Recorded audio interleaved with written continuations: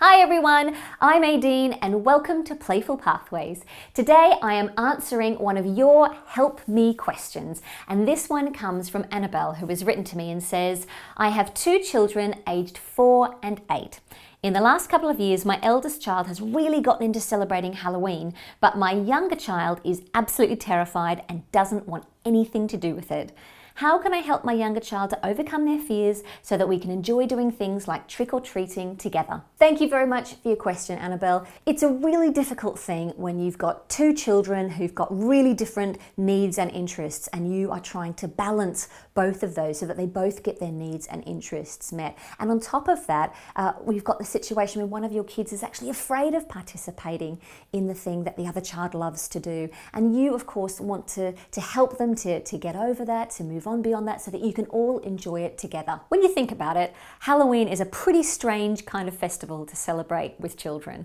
On the one hand, there's costumes and there's sweets and all those things that children love, but on the other hand, they're being exposed to images and other things that they would normally never be exposed to because they're things that can be really frightening for them. All of us experience fears at one time or another. Usually our fears, the things we're scared of, come from a really deep place inside of us, which is all about keeping us safe and protecting us. And this instinct for survival is particularly high in children. But because it comes from this really deep place, it's usually not very rational. So that means it can't be switched off, it can't be talked away. It certainly doesn't respond well to being forced into doing the thing that scares us, and nor does it respond well to anger or frustration. So what we want to do is acknowledge and allow one child who's enjoying the festival to participate, but at the same time acknowledging and respecting the feelings of the other child who's scared. And we want to build a bridge between that fear to acceptance and even enjoyment on the other side. So to guide my suggestions to you, we're going to have a look at the 6 roots of strong parent-child relationships. And today I'm particularly going to have a look at tuning in, reflecting, and playfulness. First thing I'm going to suggest is that you really tune into and accept the feelings of the child who's scared at the moment. This might actually mean revising some of your expectations about what you can achieve and what they can participate in this year, and thinking about it more as laying the groundwork for next year. Whenever you're helping somebody who's feeling anxious or scared of something, one of the best things that you can do is to give them a sense of control and a sense that they really know what's coming, what's ahead of them. So this is going to mean that you want to try and make the whole experience as predictable for your child as possible. So you want to be really open to having those conversations and talking about what's going to happen if you decide to go trick-or-treating, how you're going to do it, where they're going to go, what they might see, and be really open to answering their questions about that. As many questions as they have, be prepared to answer them. You also want to try and demystify the whole scary process if you can. So talk about what people might be wearing. What are their costumes going to be made from? If there are costume shops or decoration stores nearby, you might go and have a little look in advance, and things are much less scary when they're in a plastic packet hanging on a shelf than when you see them up in somebody's house. You might talk, if you've got one child who's really into wearing a scary costume, you might like your younger child to be there when they transform into the scary thing, so they can still see that that's their brother or sister under there. Just take the mystery and the surprise and the fear out of it in that way. And of course, the final thing is to give your child as much choice and options as you can. For example, let them know that they can dress up if they want to. They don't have to dress up if they don't want to. And allow them to change their mind. Even if they get right up till the 11th hour and then they decide to change their mind, just accept that. The next thing we're going to have a look at is reflecting. And this is really about helping your child to feel listened to and understood. Because when we feel that somebody else gets us, that we're not alone, that we understand our thoughts and our feelings, this really helps us to stay in control of them and to feel less overwhelmed by our fears and our anxieties. So when your child is talking to you or sharing with you their fears or concerns, try really hard not to ignore them or to minimize them or dismiss them in any way. Let them know that you understand. They're feeling afraid, they're feeling scared. scared, and that's okay. It's totally understandable for them to be feeling this way. You can empathize with them and say things like, oh, you're right, that gave me a bit of a surprise too, or it is a bit dark in that corner.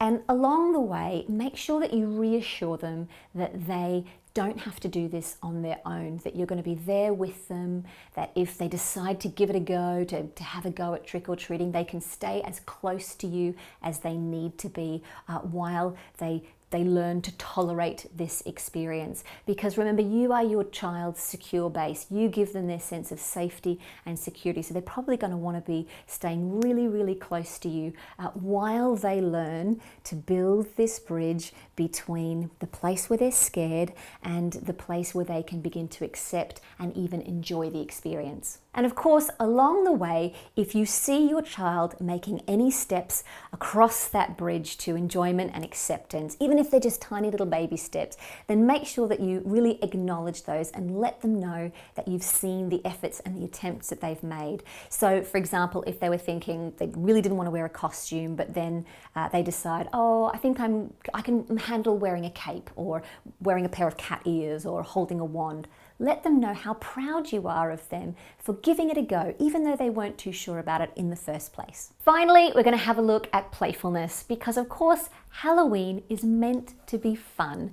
So if there is a particular part, for example, the trick-or-treating, that's making your child feel anxious and worried, then try not to make that the main focus of the celebrations, or try to sandwich the trick-or-treating in between and around other activities that your child can get on board with and get excited about. If you feel like costumes are something they can enjoy, then make sure you let them choose what costumes they want to wear, or if they want to wear a costume at all. You might suggest that they can pick a costume for you and help you to get dressed as well. And if you feel that your child decides to give this trick-or-treating a go, but they're not going to be able to handle it for very long, then have a backup plan of another adult who can continue going with your older child so that your younger child can finish a little bit earlier, or if they decide not to participate at all. And remember, ultimately, your child just may not be ready to participate in something like trick-or-treating this year, and that's okay. My advice is generally not to force or to shame your child if it's something that they're just not able to handle yet, because if you force them to do it, they can sometimes become a bit more entrenched in their position. And as I said at the beginning, it might be that this year is a bit more about laying the groundwork and the foundations for them to be able to participate more next year. So to summarize, you can really help your child to overcome their fears and their anxieties by giving them a sense of control and predictability about what they can expect to happen, and helping them to understand what they might encounter along the way, letting them make as many choices as they can so they feel like they're staying in control of the process. Along the way, you want to help them to feel listened to and understood, so they're going to feel less overwhelmed by any scary or anxious feelings that they might be having. And you want to really tune into and acknowledge any baby steps that they manage to make along the way. And of course, you want to remember in the back of your mind at all stages that it's supposed to be fun. So try to build in some opportunities and experiences for your child to build even just little moments of positive association with Halloween, which will hopefully ultimately overtake the negative ones they might have. Thank you very much for your question, Annabelle. I really hope that you found that answer useful. If you like my videos, then make sure you press subscribe, and if you think you've got a question you'd like me to answer, then head to my Patreon page where members of the Playful Pathways community can submit their questions and gain access to additional resources and guides linked to my videos. Thanks for watching, and hopefully I will see you soon. Bye!